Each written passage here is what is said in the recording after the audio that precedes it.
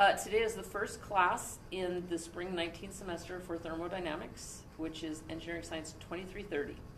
I'm referring to the syllabus, which if you're in class, I have given you a printed copy.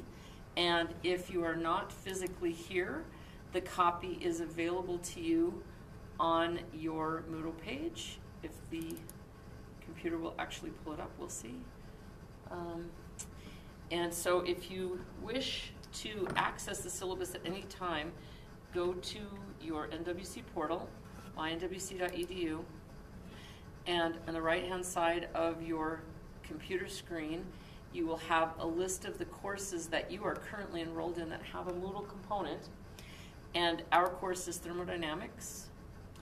And then you can pull that up, and we can look at some of the issues that go on with that. Why are you coming up in such a weird pattern? I'd like you to go away. All right, anyway, that's weird. It looks terrible. All right, I'll have to fix the display, but this is basically the elements that you will have.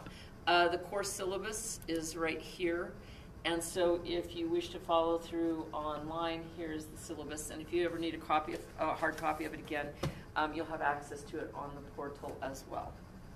All right, so the times for this class would be Tuesday and Thursday from 10:50 to 12:05, or arranged, meaning that you can view the lectures online. All of them are available on YouTube. I don't keep them on Kaltura. Oh, I do keep them on Kaltura, but I access them. I load them up to YouTube, and then you can watch them on YouTube because then you can get them from anywhere. So the web address will be available to you on the Moodle page, but you can also find all of my lectures just by going to YouTube and searching my name. And I have a whole bunch of junk up there, so some of it is for this class, some of it's for other classes. But if you just search my name, you'll be able to see my channel and all my stuff. And then you can come down and take a look at all of my different lectures. So if you don't have access, if the portal, if the school website goes down or something like that, you can always access through here as well. Okay, but it will all be organized on the Moodle page. So for example, when you come up right here, you can see that this is the Thermo introductory lecture on YouTube. So you can link to it right here, or you can link to it straight from YouTube. So you always have those access points. Right, so for those of you that don't know me, my name is Astrid Northrup. My office is in room 17 of this building, and that is in the secretary's office, main floor, through the secretary's office 115, and on the left-hand side. My office extension is 6066, but the best way to reach me is via email. I check my email all the time. And if I need to get a hold of you between classes, I will email you at your student email account. So make sure that you check that account. The reason that I do, I email you through your student email account is because Computer Services always builds us a list so that I can email everybody at once. The other reason is that I don't have, my spam blockers don't mess me up as much. So that's also why I like you to email me through your student email account rather than through your Hotmail or whatever other email you have, because sometimes it just gets caught in the snare and I never actually see it. So so use your student email account when you want to get to meet me. Now, the Moodle component of this course will be on the NWC portal. Everything is available to you except the textbook itself. In a couple of my classes, I am able to put the textbook on the Moodle page, but in this class, for copyright reasons, that is not available to me. So you will have to buy the textbook, but on the Moodle page, there are tables that are available to you from the textbook in case you need them and you don't have your textbook with you. All right? And we use tables a lot in this class, so they're a very important part of the course. All right, so the catalog description, what are we going to do in here? We talk about thermodynamic variables, processes, and laws, followed by the derivation of thermodynamic relationships applied to real physical problems. The concepts include mass, energy, and entropy balances. So we have an idea of what energy is. Most people don't have an idea of entropy. Entropy talks about the direction in which reactions occur. So it's heavily related to chemistry and physical chemistry, but basically, like if I have an ice cube sitting on the desk, it's going to melt, right? Now, if you do an energy balance, it takes the same amount of energy to melt an ice cube as it does to freeze that amount of water into ice. However, the direction is determined by what's going on around it, namely the temperature of the room.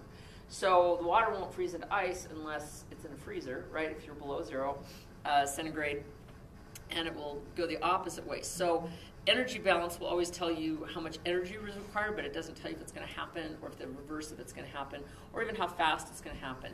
And entropy begins to answer some of those questions.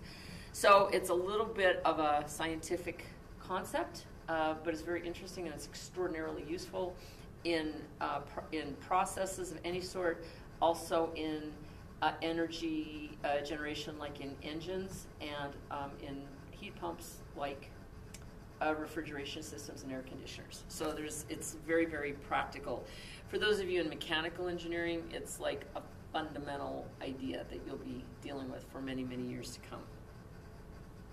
The prerequisites for this class are Calc 2 and Dynamics or Physics 1310. Also, there are different combinations of classes that will get you ready for this. If you've had a couple of semesters of chemistry and enough math, you'll be fine. Or if you're in Calc 2, but if you don't have one of those two, dynamics or college physics with the Calc 2, I've talked to you already and we've decided that everything's going to be fine. But that's kind of the classical prerequisite combo to get you ready for Thermo.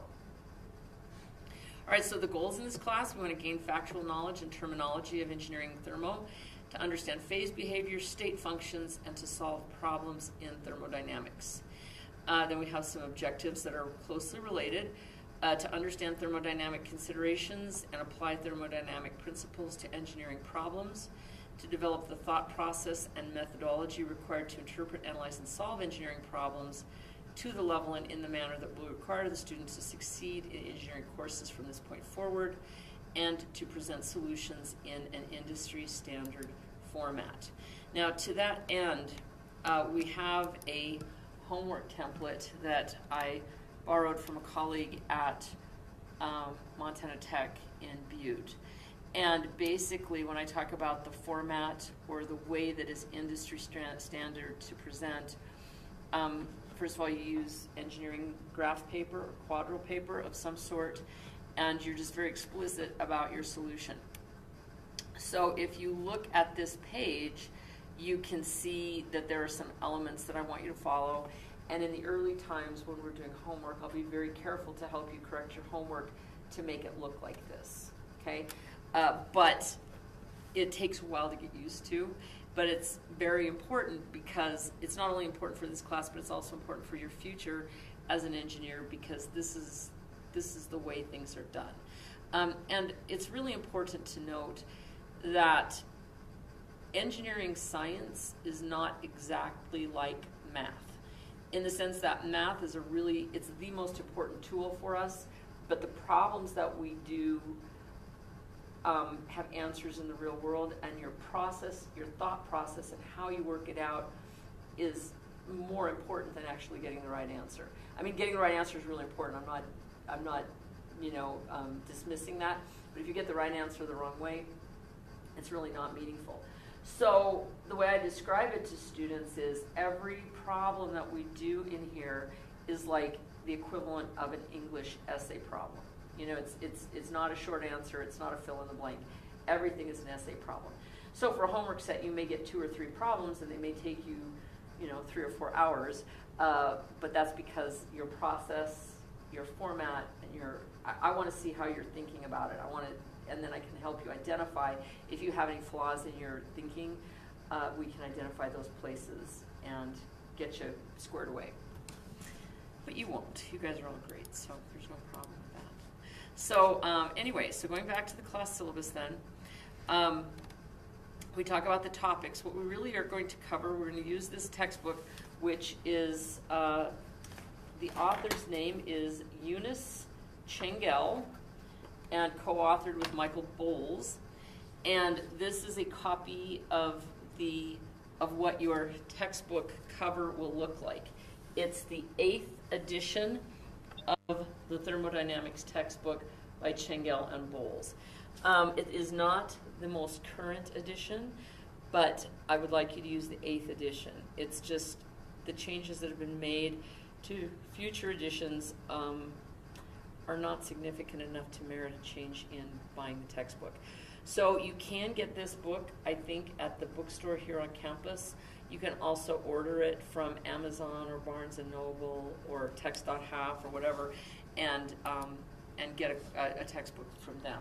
So if we take a look at the Podium PC, the easiest way to do this really is to type in the ISBN number, which is that 10 or 13 digit number. Oops, it's 00733981179, and you can see that you can get a used edition for $46, $19, $11 and stuff. Now be careful with these because we use both SI and English units. Some of these textbooks are produced in other countries and they only use SI units, and you will forever be trying to scrounge to get homework problems from your classmates if you have an SI unit only textbook. It's also very difficult to learn SI units, like if we talk about power is measured, or torque is measured in Newton meter, energy is measured in Newton meters, or watts, joules per second is a watt, which is power. All those are sort of, it's an integrated set of units. In the United States, we use foot-pounds for torque. We use foot-pounds per second, which 550 foot-pounds per second is a horsepower. It's very hard to make those conversions unless you have that in your textbook. So make sure you don't have just an SI-only textbook version. All right, so moving back over to the document cam and taking a look again at the syllabus.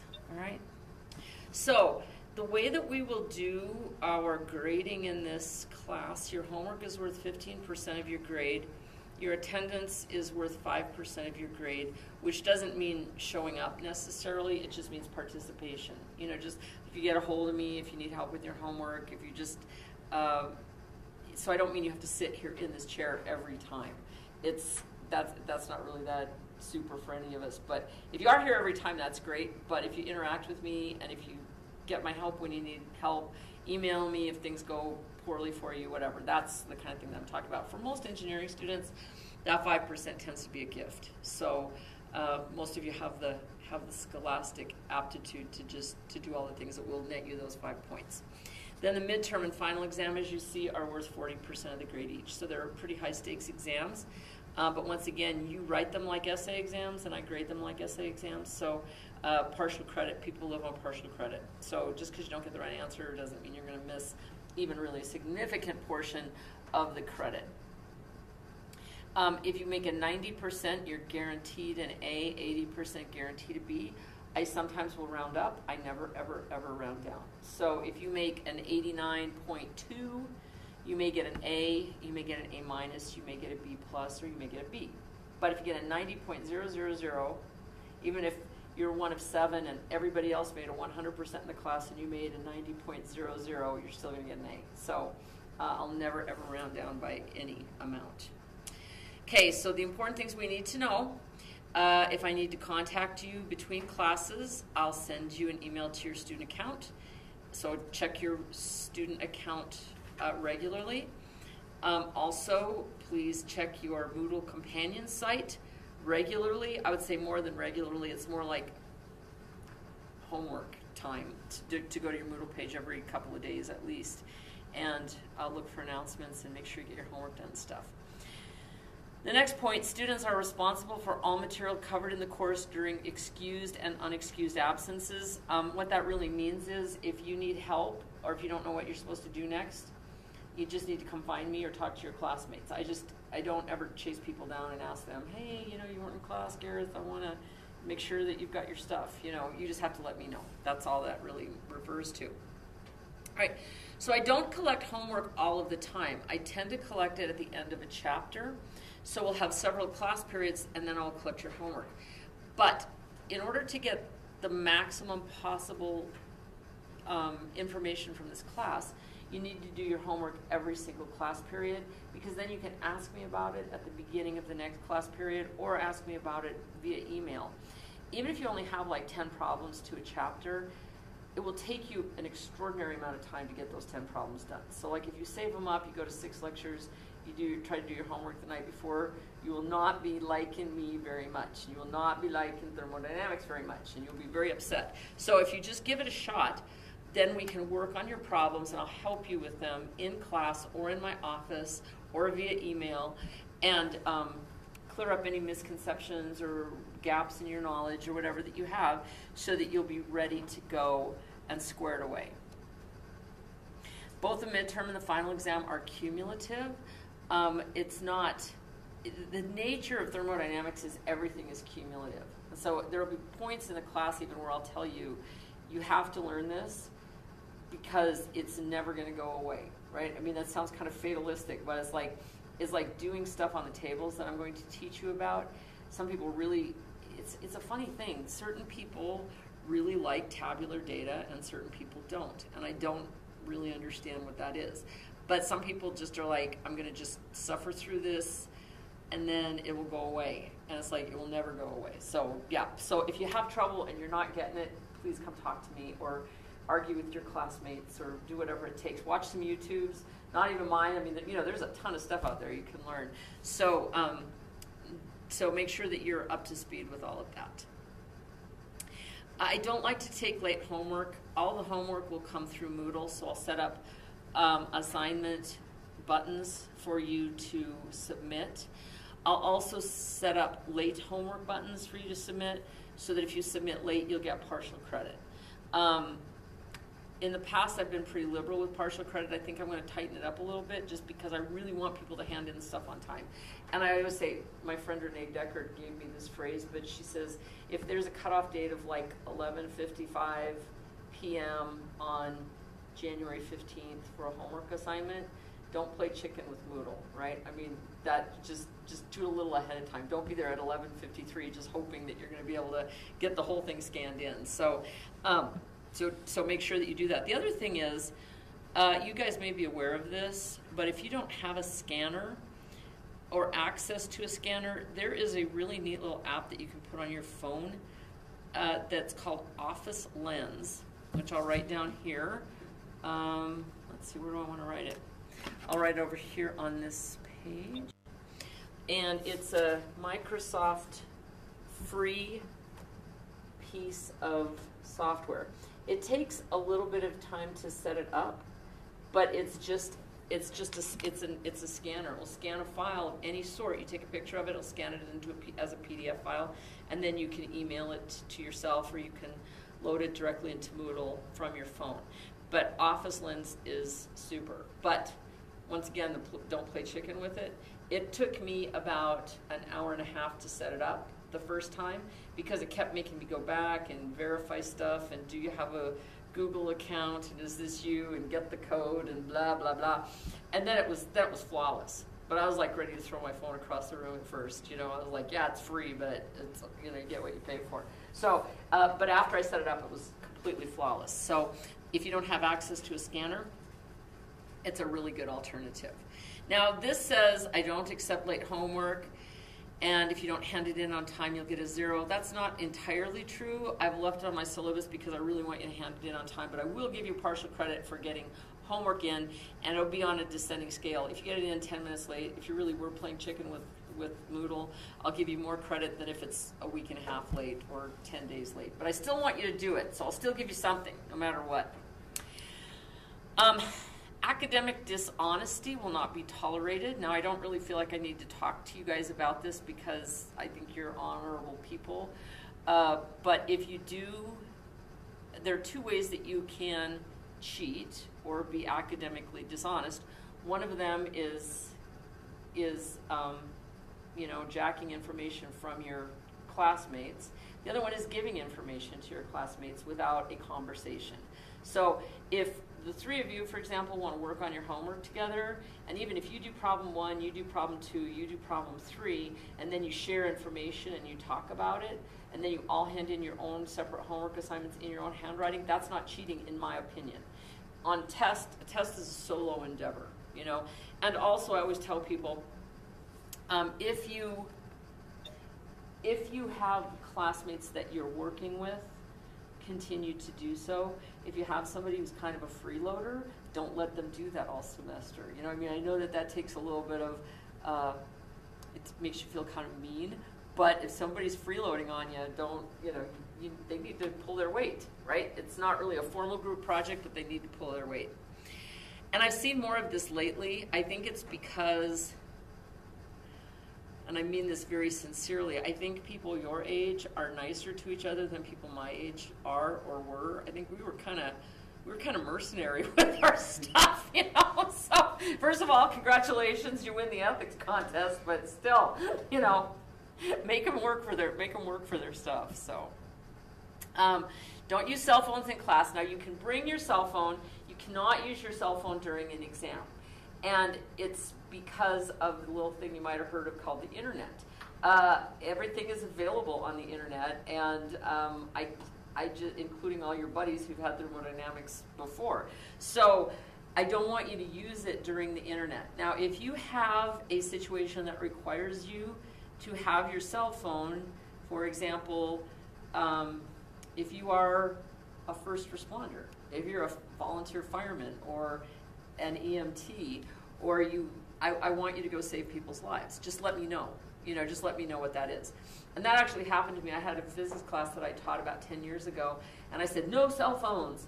And afterward, I had all these polite people come up to me and say, you know, I'm a paramedic, I'm on ambulance crew, I'm on call, you know, and I'm like, yes, please keep your cell phone. It had never occurred to me that this was like a deal, but it is.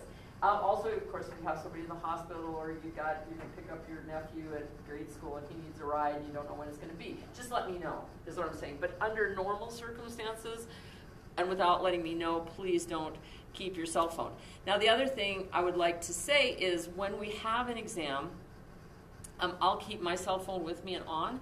So, and I'm on the rave system, so if there was an incident on campus that required us to vacate the premise or do something in an emergency way, we would have access to that information, because we don't want to be fish in a barrel for that sort of thing either. So one of us will always have a cell phone, but during tests, please don't use it. And also don't use tobacco products in class. Not allowed to smoke or vape on campus anyway, but I have had students chew tobacco and spit it into a bottle, and it's kind of disgusting. So I would just rather you not, because looking at it up here is not pleasant. So there we go. All right.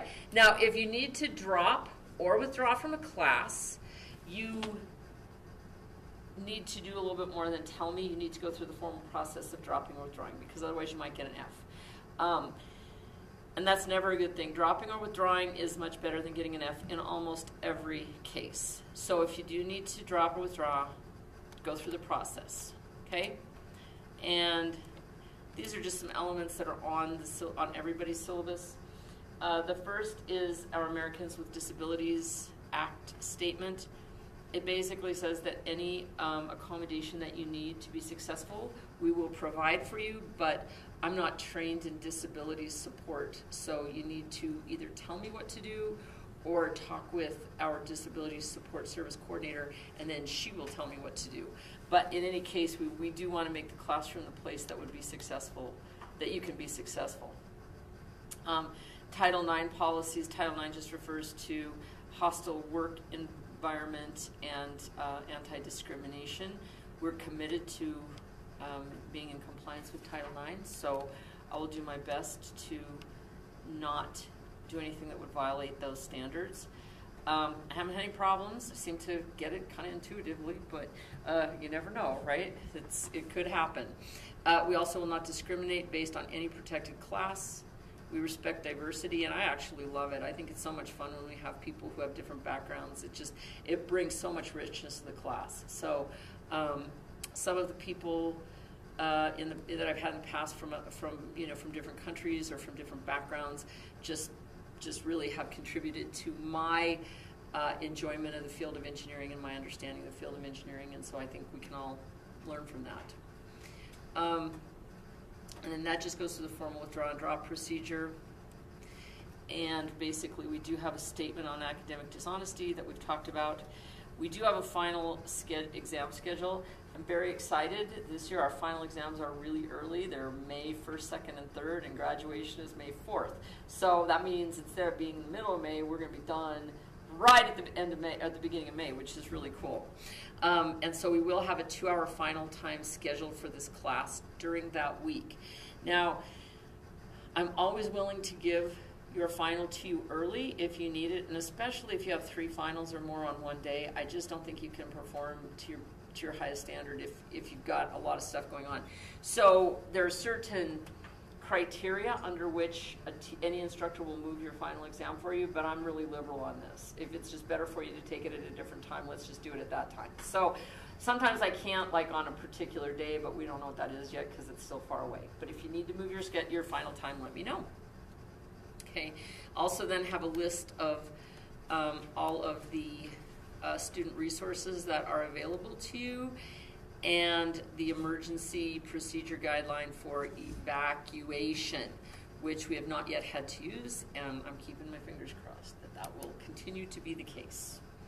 All right, so except for the fact that my Moodle page looks totally bizarre, do you guys have any questions for me?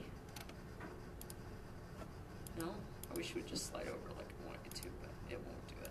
All right, so what we're going to do then is this lecture that we've just done today will be posted up to this location. This Thermo introductory lecture was actually from last year, and so I will have the new one posted in its place as soon as they process this for me. All of the lectures will be recorded.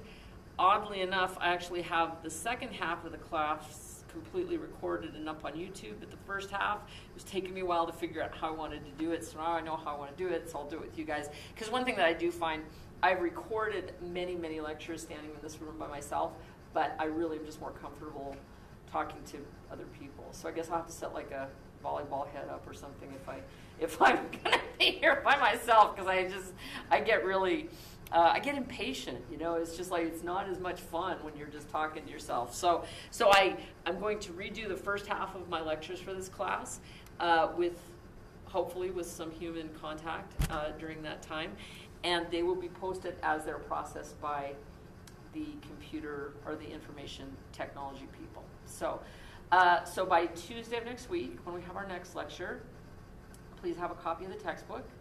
Have something to take notes in, and before the first homework assignment, which will still be a week or 2 out, make sure that you get a pad of engineering comp paper or quadrille paper.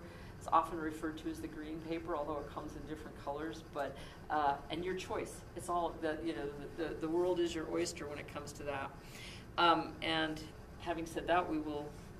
That's kind of like all you really need to do. Get that textbook and maybe take an hour and a half while you're watching your favorite movie to load Office Lens, and we'll be good to go. Do you guys have any questions for me at this point?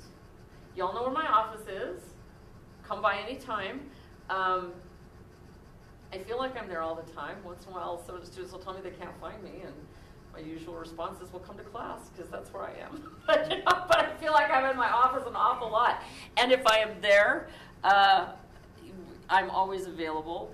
If you want to have a scheduled time, just send me an email, and I'll put it on my calendar, so that way you'll have that time allocated to just us visiting, and we won't have to worry about interruptions and so forth. So, but anytime I'm there, come by. All right, well, thanks, guys, very much. Any kind of graph paperwork, or does it have to be the green? No, any kind of graph paper, anything with the little squares on it. I'm kind of addicted to the little quadrille squares. So. I like them for homework. I know, and I used to, when I was a student, I liked to use it for taking notes, but that is an expensive proposition, so I wouldn't recommend it unless somebody left you a bunch of quadrille paper. So anyway, yes.